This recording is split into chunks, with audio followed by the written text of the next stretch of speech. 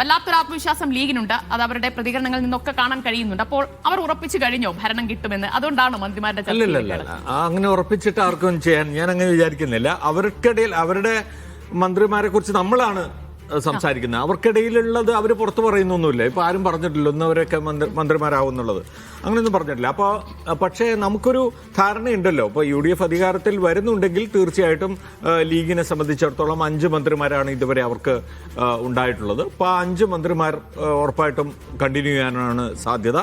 അങ്ങനെ വരുമ്പോൾ അതിനകത്ത് ഒരു 3 പേരുകൾ വരെ നമുക്ക് 3-4 പേരുകൾ വരെ നമുക്ക് വളരെ എളുപ്പത്തിൽ പറയാൻ കഴിയും അവരുടെ സീനിയോറിറ്റി. അതെ, സീനിയോറിറ്റിയൊക്കെ വെച്ച് ഒന്ന് PK കുഞ്ഞാലിക്കുട്ടി, പിന്നെ KM ഷാജി, പിന്നെ PK ബഷീർ നാലാം തവണയാണ് മത്സരിക്കുന്നത്. അതുപോലെ തന്നെയാണ് N ഷംസുദ്ദീനും അതെ 4ാം തവണ മത്സരിക്കുന്നു. അപ്പോൾ തീർച്ചയായിട്ടും അത് അതിനുള്ളൊരു ക്ലെയിം ഉള്ള സംഗതി തന്നെയാണ്. പക്ഷെ 5ാമത്തെ ഒരു മന്ത്രിയുടെ കാര്യത്തിലാണ് ലീഗിൽ ഒരു സംശയം ഇപ്പോൾ നിൽക്കുന്നത്.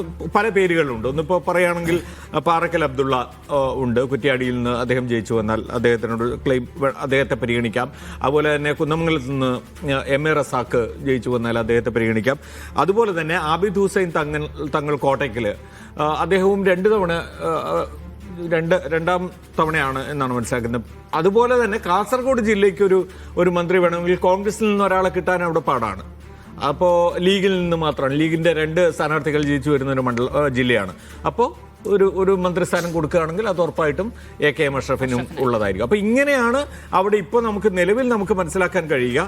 അതിനപ്പുറത്തേക്ക് എവിടേക്കും പോകാൻ അവർക്കിടയിലില്ല. ബാക്കി മത്സരിക്കുന്ന ആളുകളൊക്കെ ചിലരൊക്കെ പുതിയ ആളുകളാണ്. പിന്നെ അങ്ങനെ ഒരു വലിയ ക്ലെയിം അതിൻ്റെ ഇടയിൽ തർക്കമായിട്ട് വരാനുണ്ട്. ഇപ്പം മഞ്ഞളാംകുഴി അലി മത്സരിക്കുന്നുണ്ട്. പക്ഷെ അദ്ദേഹം ഓൾറെഡി അദ്ദേഹത്തിന് നേരത്തെ വന്നതുകൊണ്ട് വീണ്ടും അത് ആ ഒരു ഇതിലേക്ക് വരില്ല എന്ന് തന്നെയാണ് വിചാരിക്കേണ്ടത്. അപ്പൊ ഇതൊക്കെ തന്നെയാണ് ഇപ്പോൾ നമ്മുടെ മുമ്പിലുള്ള പേരുകൾ ലീഗ് മന്ത്രിമാർ എന്ന നിലയിൽ. പക്ഷേ അത് ഒരുപക്ഷെ കേരളത്തിൽ ഏറ്റവും സുഗമമായി മറ്റു പാർട്ടികളും ചെയ്യുന്നുണ്ട്. പക്ഷെ എന്നാൽ തന്നെ അത് വളരെ എളുപ്പത്തിൽ പരിഹരിക്കുന്ന ഒരു വിഷയം അവരുടേതാണ്. അതിനുള്ളിൽ എന്തെങ്കിലുമൊക്കെ തർക്കമോ വാശിയോ ഒക്കെ ഉണ്ടെങ്കിൽ അത് ഉള്ളിൽ തന്നെ നിൽക്കും. അങ്ങനെ വലിയ പൊട്ടിത്തെറിയോ കാര്യങ്ങളോ ആ വിഷയത്തിൽ ഉണ്ടാവാറില്ല എന്നാണ് എനിക്ക് തോന്നുന്നത്.